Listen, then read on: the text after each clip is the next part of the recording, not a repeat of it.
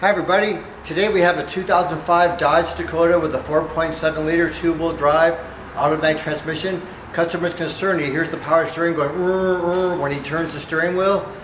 We've already changed the fluid before, the fluid is good, and you can hear a slight whining. And then he saw a little puddle on the passenger side. He thought it was transmission fluid, and it's not. It's like an amber color, it's the power steering fluid, and I'll show you what I found out.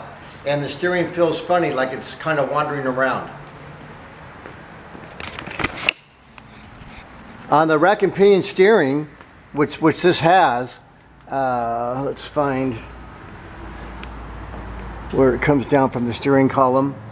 Okay, so we see up here where the flashlight is shining on this shaft, that comes from the steering wheel, and there's a coupler there, and it goes down here, and this unit here is called a steering gear or a rack and pinion steering.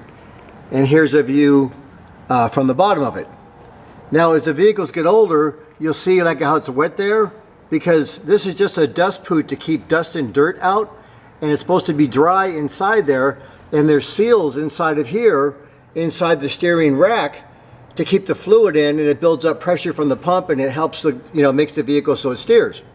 So the passenger side was wet, and it was all wet around here, and we checked it a week before, and it was all dry around here. So he had put a little clamp here thinking it was, having a leak there, that there's supposed to be fluid in there. There's not supposed to be fluid in there. So I took it off the junction here, and it should be totally dry inside of here. And that's all the fluid that came out. So the rack and pinion unit, the seals inside of here have failed and allowed the fluid to run out. There should be no fluid come out at all. It should be dry. And we'd find the same thing if we took the other side apart. So what we have to do is replace this rack and pinion unit with a remanufactured one. We don't want to buy a new one. But when they fail like that, it causes a problem, and they'll suck air from down here. When the seal goes bad, they won't hold pressure anymore, so they'll wander around on the road. So, and you can see where it's wet there. So it just come out that there because enough fluid built up. And that's how you verify it, is you just take the boot off and you get a big puddle of fluid come out. That's your problem.